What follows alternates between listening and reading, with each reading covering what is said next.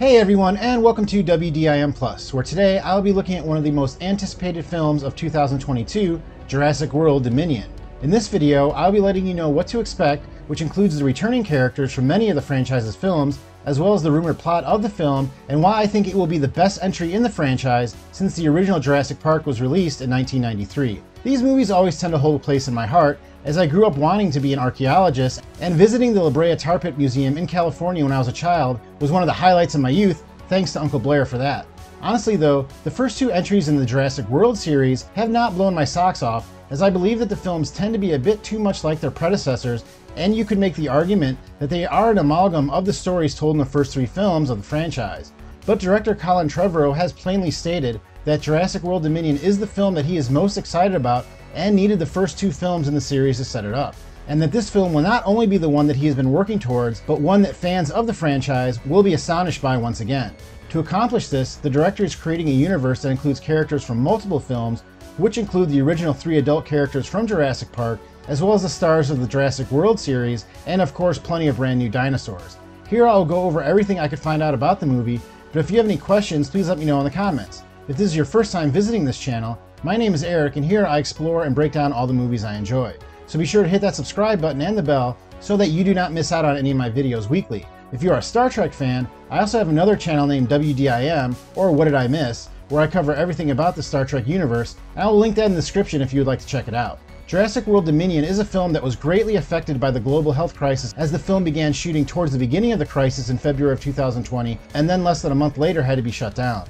The film was actually the first major movie production to resume filming after the crisis began, and it was reported that the cast and crew underwent more than 40,000 COVID tests combined over 100 days of shooting. There were also more than 1,800 COVID-related signs across Pinewood Studios where filming took place, as well as 150 hand sanitizer stations and 60 extra sinks for washing your hands. All these efforts to keep the cast and crew safe cost the studio an extra $8 million and delayed the release of the film a full year. It will be interesting to see if this experience affects the finished product, as multiple members of the cast and crew said that they became a close family during this time. Speaking of the cast, there are multiple characters returning, and in this film, you will see at least one returning character from each prior film in the franchise. Of course, the stars of the first two films in the Jurassic World series are returning, and they are Chris Pratt as Owen Grady and Bryce Dallas Howard as Claire Dearing. I liked how these characters developed in the second film, and I look forward to seeing how they are treated in this film, as I'm sure they will be blamed for the current state of the world. Joining them will be young Isabella Sermon as Maisie Lockwood, who will be under the care of Pratt and Howard's characters after the events of the prior film. It was revealed in the last movie that Maisie is in fact a clone of a human being, and I'm sure that while dinosaurs will dominate the conversation in this film, the fact that humans can also be cloned will be a point of consternation. This brings us to the character Dr. Henry Wu, played by B.D. Wong, who was in the first Jurassic Park movie and then returned for the Jurassic World series in a bigger role. His part in these films has always been that he is the lone person in the world that knows how to create dinosaurs, but after the events of the last film, it is almost certain that is no longer the case. This makes me think that he will be involved in a plot that concerns human cloning, but how this will relate to the dinosaurs is yet to be seen. There was a rumor before the filming of the movie that this entry would include human-dinosaur hybrid soldiers, but after reviewing all the official information that has been released, I'd be very surprised if this plot were used. But Dr. Wu is supposed to have a big part in this film, and it may include another character introduced in the first film, but one that we have not seen since. Dr. Lewis Dotson will be returning to the franchise after he was last seen enjoying lunch with Dennis Nedry while trying to purchase dinosaur embryos. While his character is a major one in the books, he has not been mentioned since in the movies, but will be played by Campbell Scott in this film, and will be the head of a company named Biosyn that is a rival to InGen, the company founded by John Hammond.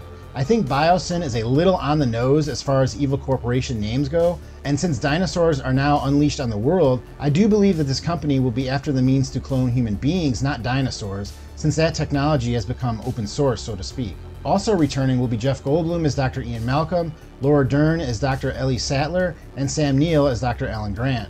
All have made sporadic appearances in these films since the first, with Goldblum reprising his role for a brief scene in the prior installment in the series, Fallen Kingdom. But each are rumored to have much larger roles in this film, and all three have expressed their excitement returning to the series in interviews and on social media. Adding these familiar faces will bring a good amount of nostalgia to the film, and it will be interesting to see them interact with the new stars of the series. A few supporting characters from the Jurassic World movies will also be returning. They include Jake Johnson as Lowry and Omar Sy as Barry from Jurassic World, as well as Daniela Pineda as Zia Rodriguez and Justice Smith as Franklin Webb, who both appeared in Fallen Kingdom.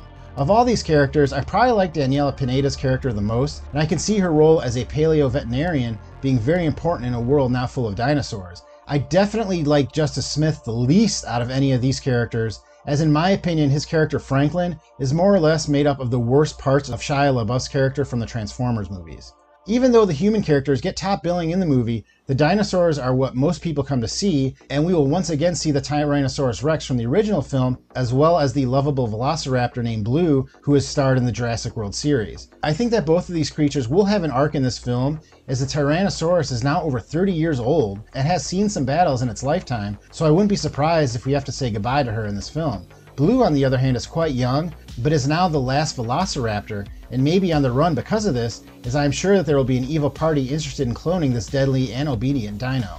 Another thing that has me excited for this film is that they will no longer be crossbreeding dinosaurs, and instead will use ones that have been discovered since the first Jurassic Park movie came out. The movie will spend some time showing us how these dinosaurs lived 65 million years ago, and even show us the mosquito that was used to create the original Tyrannosaurus Rex from the first film. The movie has released shots of many of these new dinosaurs, but there's a rumor that there's one that they are keeping hidden that has been teased since the original film, and that is the saber-toothed tiger.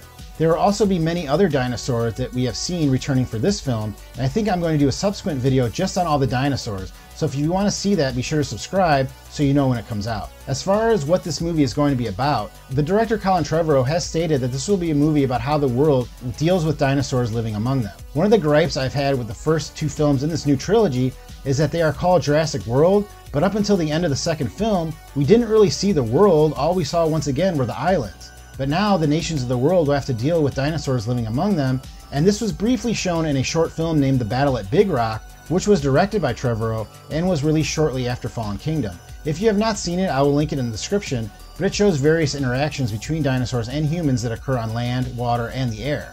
Trevorrow has stated that this will not be another monster film like Godzilla vs. Kong, where we witness dinosaurs attacking large cities, as he said that would not be realistic. Instead, dinosaurs will be treated like animals in the wild like bears and coyotes.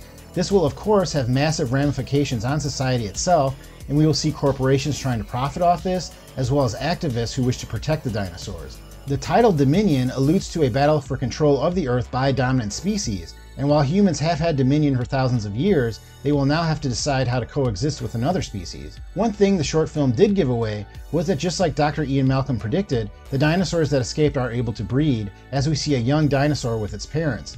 This means that there is no way for humans to stop the proliferation of dinosaurs unless they destroy them, which at this point seems to be impossible as well. Even though this film was written and put in production before the global health crisis, I'd be very surprised if we did not see some themes in the film that relate to how society reacts to change. Well, that is all I have for today about Jurassic World Dominion, but I will be releasing future videos on the film once more information is released, so be sure to subscribe to be kept up to date. Thank you very much for clicking on this video. If you have enjoyed it, please hit that like button, and I will see you next time on What Did I Miss?